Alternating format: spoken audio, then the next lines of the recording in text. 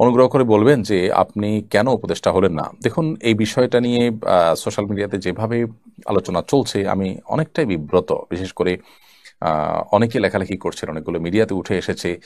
বিষয়টাকে অনেকে যেভাবে চিত্রায়িত করছেন আসলে এরকম না। আমি একটু খোলাসা করি।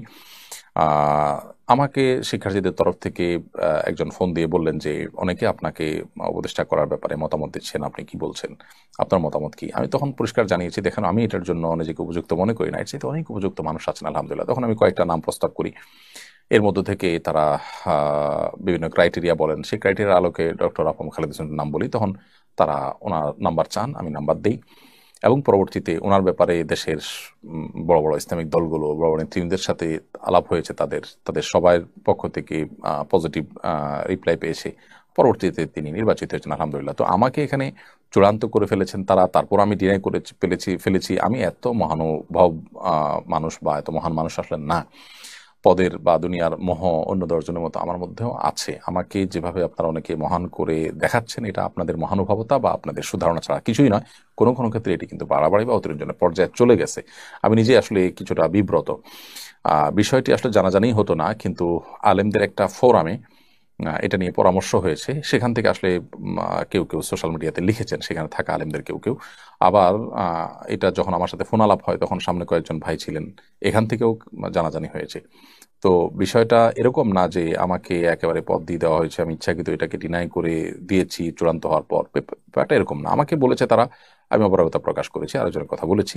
এই তো আমাকে যেরকম বলেছে এরকম আর হয়তো অনেক আলেমকে তারা বলেছেন, তারাও হয়তো একই কথা বলেছেন। বিধায় এখানে আমাকে আসলে মহান বানানোটা একটু বেশি হয়ে যাচ্ছে। আল্লাহ তালা আমাদেরকে হেফাজত করুন। আপনি ডক্টর আফম খালেদ হোসেন সাহেবকে কেন সরকারে দিলেন? আপনার মতে উনি কেমন তার সম্পর্কে আমাদের কিছু বলুন, যাতে তার বিষয়ে কিছু জানতে পারি। আর ডক্টর আফম খালেদ হোসেন সাহেব সম্পর্কে অনেকে জানেন না হয়তো। তিনি অত্যন্ত প্রথিতযশা একজন আলেমে দ্বীন।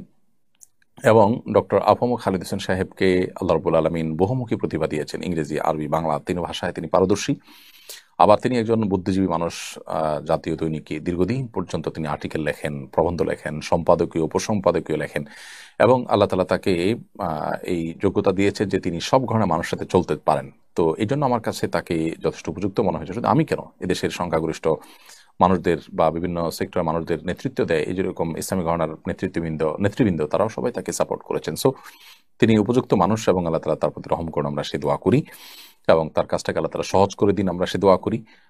আমরা সবাই ইনশাআল্লাহ সর্বাত্মকভাবে তাকে সাহায্য করবো ইনশাআল্লাহ। দারিদ্র দূরীকরণে জাকাতের সুষ্ঠু বন্টনে ধর্ম মন্ত্রণালয়ের দায়িত্ব কতটুকু? অনেক বেশি দায়িত্ব রয়েছে। ধর্ম মন্ত্রণালয় যদি সঠিক সুষ্ঠু বন্টন করতে পারতো, মানুষ আস্থা অর্জন করতে পারতো, তাহলে দেশে মানুষের জাকাত আদায় নিয়ে কোনো পেরেশানি করতে হতো না। এবং জাকাত, ধর্ম মন্ত্রণালয়ের সরকারি ফান্ডে জাকাত দিলে সাধারণত সেই টাকা জাকাতের জন্য আর সে টাকার এগেনস্টে আর ট্যাক্স দিতে হয় না। মানুষের জন্য সহজ হতো জাকাত আদায় করা, কিন্তু দুঃখজনক যে কখনোই এটি করা সম্ভবপর হয়নি।